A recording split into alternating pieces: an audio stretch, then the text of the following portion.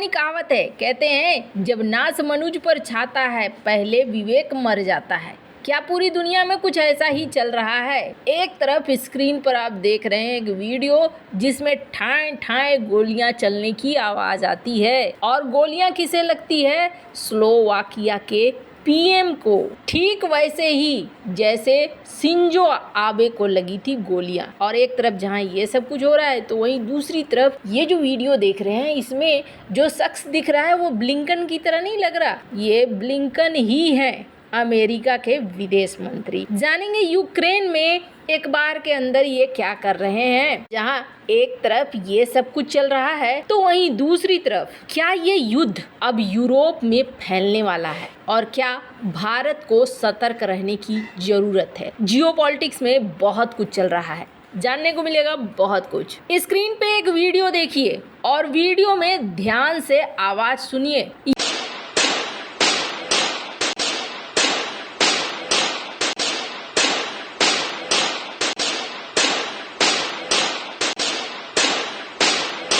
यहाँ एक ठाए ठाए की आवाज आती है और इसमें क्या होता है, स्लोवाकिया के पीएम को गोली लग जाती है। स्लोवाकिया के पीएम अपने प्रशंसक समझकर एक शख्स से मिलने के लिए जाते हैं, हाथ मिलाने के लिए जाते हैं और उधर से गोलियां चलती हैं। 5 गोलियां चलती हैं और जिसमें वो धड़ाम से नीचे गिर जाते हैं। हालांकि उस बंदे को पकड़ लिया जाता है। पकड़ने के बाद हालांकि इंटरनेट पर उनका नाम वगैरह नहीं बताया जा रहा है, पर जो तस्वीरें जो चीजें उपलब्ध हैं उनसे ये पता चला है कि ये जो महाशय हैं गोली चलाने वाले, ये एक कवि हैं और कवि के साथ साथ ये क्या कहते हैं, इन्होंने एक छोटा सा ग्रुप बनाकर रखा हुआ है कि हिंसा नहीं होनी चाहिए दुनिया में कहीं भी। अब जो शख्स ये कह रहा है कि हिंसा नहीं होनी चाहिए, उसने ही बंदूक उठाकर ठाए ठाए कर दिया, वो भी स्लोवाकिया के पीएम को। कुछ मामला समझ में नहीं आया है। सबसे पहली बात कि आज की डेट में ये देखने को मिल रहा है कि इतने बड़े बड़े पदों पे आसीन लोग,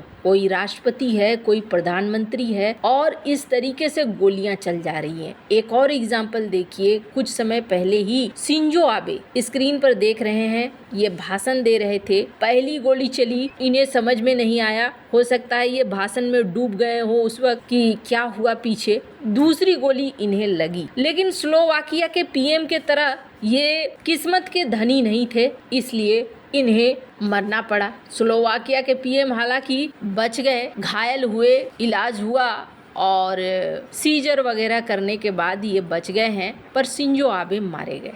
शिंजो आबे एक ऐसे नेता जिन्होंने सब कुछ बदल कर रख दिया जापान के लिए। वहाँ पर भी इसी तरीके से गोलियां चली। और आपको बता दूं एक बात, जापान में पिस्टल रखना अलाउड नहीं है, उसके बावजूद ये चीजें हुई थी। स्लोवाकिया में ये चीजें क्यों हुई हैं, अभी ये बहुत बड़ा प्रश्न बनकर उभर आया है। अगर मैप में देखेंगे आप तो स्लोवाकिया यहाँ पे है। स्लोवाकिया रूस का अच्छा वाला दोस्त है। राष्ट्रपति पुतिन के साथ इनकी साझेदारी बहुत तगड़ी वाली बनती है, अच्छी बॉन्डिंग है दोनों के बीच में। और स्लोवाकिया के पीएम ने हाल ही में कहा था कि देखो, यूक्रेन को नहीं मिलने चाहिए हथियार और ये गेम अब खत्म होना चाहिए। वैसे भी स्लोवाकिया के ज्यादातर लोग पसंद नहीं करते हैं। रॉबर्ट फिको नाम है इनका। इन्होंने ये हाल में ही ऐलान किया था कि हथियार नहीं भेजा जाना चाहिए। स्लोवाकिया की सीमा यूक्रेन से लगती है और ये स्लोवाक क्षेत्र के जरिए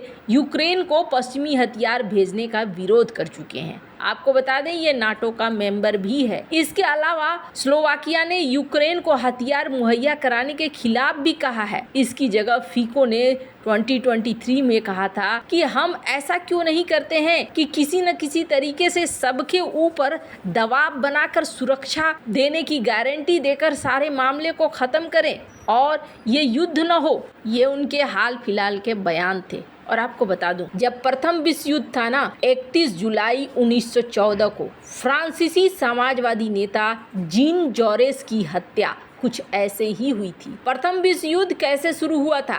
ऑस्ट्रिया के आर्क ड्यूक फर्डिनेंड की हत्या के बाद से शुरू हुआ था। वो भी युद्ध के विरोधी थे। उन्हें पेरिस के एक कैफे में गोली मार दी गई थी। फीको पर हुए हमले को लेकर हमारे पास सिर्फ एक सवाल है, लेकिन जवाब कोई नहीं है। वहीं यूक्रेन की सैन्य स्थिति की बात करें तो वो गंभीर है। सैनिकों की कमी है। जो बचे हैं वो लगातार जो चल रहा है युद्ध, इस युद्ध से थक चुके हैं। रूस यूक्रेन युद्ध में नाटो के पास पर्याप्त गोले और एयर डिफेंस मिसाइलें अब नहीं है।